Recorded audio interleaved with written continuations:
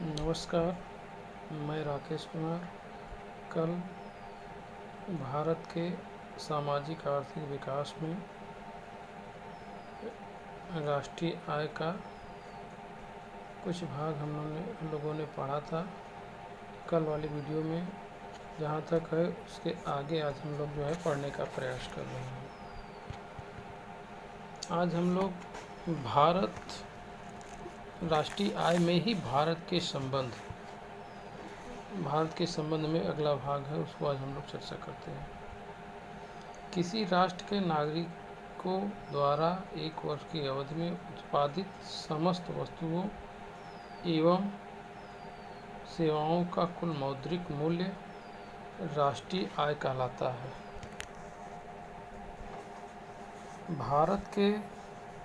भारत में राष्ट्रीय आय की गणना के बारे में संयोजन विधियों द्वारा किया जाता है।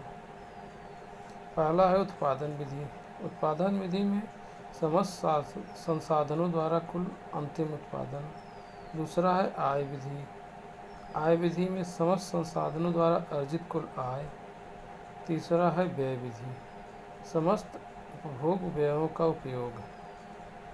भारत में राष्ट्रीय आय का सर्वप्रथम अनुमान दादा भाई नौरोजी ने 1868 ईस्वी में लगाया था। स्वतंत्रता के पूर्व भारत में William Digby, Findlay Shirras, R C. Desai, B. Nataraj आदि ने राष्ट्रीय आय का अनुमान प्रस्तुत किया। स्वतंत्रता के पूर्व सर्वाधिक वैज्ञानिक अनुमान वर्ष 1931 से 32 में B.K.R.B. राव द्वारा प्रस्तुत किया गया। स्वतंत्रता के पश्चात भारत में राष्ट्रीय आय की गणना हेतु वर्ष 1949 में P.C. महालनोबिस की अध्यक्षता में राष्ट्रीय आय समिति का गठन किया गया। 3 सदस्यीय इस समिति में D.R. गाडगिल एवं B.K.R.B. राव भी सदस्य थे।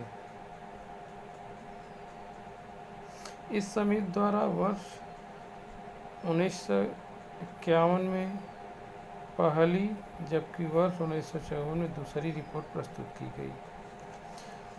वर्तमान में भारतीय राष्ट्रीय आय की गणना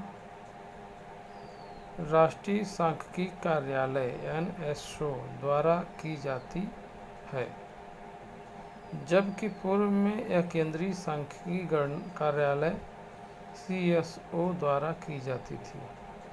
NSO सांख्यिकी एवं कार्यक्रम कार्यान्वयन मंत्रालय भारत सरकार के अधीन कार्य करती थी। राष्ट्रीय आय की अवधारणाएं।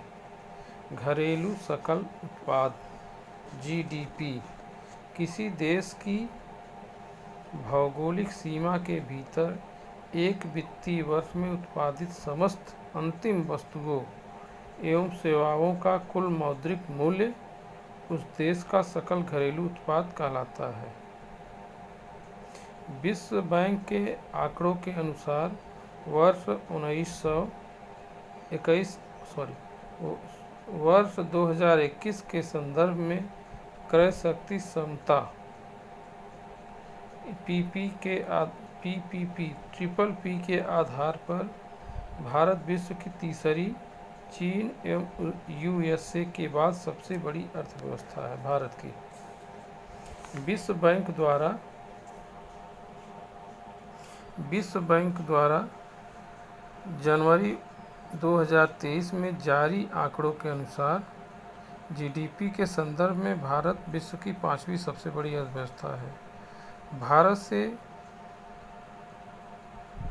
बड़ी 5 अर्थव्यवस्थाएं क्रमशः घटते हुए क्रम में हैं। USA, चीन, जापान तथा जर्मनी है।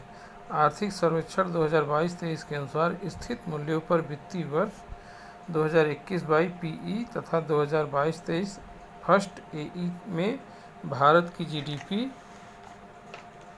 वृद्धि दर क्रमशः 8.7% तथा 7% अनुमानित है, जबकि वित्तीय वर्ष 2023-24 के लिए यह 6 से 6.8% पूर्वानुमानित है। सकल राष्ट्रीय उत्पाद (जीएनपी) किसी देश के नागरिकों द्वारा किसी वित्तीय वर्ष में उत्पादित अंतिम वस्तुओं एवं सेवाओं के कुल मौद्रिक मूल्यों को उस देश का सकल राष्ट्रीय उत्पाद (जीएनपी) कहा जाता है। सकल राष्ट्रीय आय की गणना विदेश में कार्यरत देश के नागरिकों के आय को जोड़ा जाता है, जबकि देश के भीतर कार्यरत विदेशी नागरिकों की आय को घटा दिया जाता है। जीएनपी बराबर जीडीपी प्लस विदेश के अर्जित शुद्ध आय। आर्थिक सर्वेक्षण 2022-23 के अनुसार वर्ष 2022-23 फर्स्ट एई में भारत की सकल राष्ट्रीय आय (जीएनआई) स्थिर कीमतों पर 6.6% वार्षिक वृद्धि के साथ 154.62 लाख करोड़ रुपए अनुमानित है, जबकि चालू कीमतों पर भारत की जीएनआई वर्ष 2022-23 फर्स्ट एई में 15% वार्षिक वृद्धि के साथ 267.99 लाख करोड़ रुपए अनुमानित है। शुद्ध राष्ट्रीय उत्पाद (एनएनपी) सकल राष्ट्रीय उत्पाद में से मूल्य ह्रास को घटा देने पर शुद्ध राष्ट्रीय उत्पाद प्राप्त होता है। साधन लागत पर शुद्ध राष्ट्रीय उत्पाद को ही राष्ट्रीय आय कहा जाता है। आर्थिक सर्वेक्षण 2022-23 के अनुसार वर्ष 2022-23 फर्स्ट एई में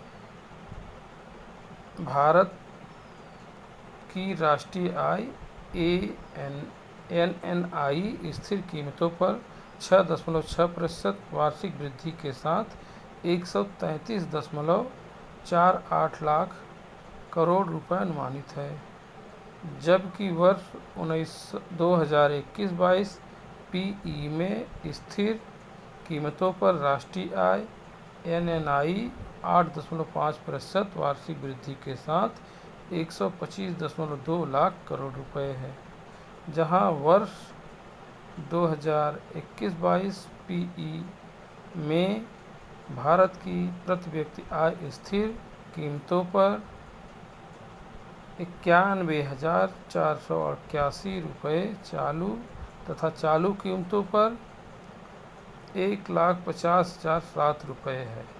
वहीं वर्ष 2022-23 में फर्स्ट एई के लिए यह स्थिर कीमतों पर 96,522 रुपये तथा चालू कीमतों पर 1,70,620 रुपये अनुमानित है।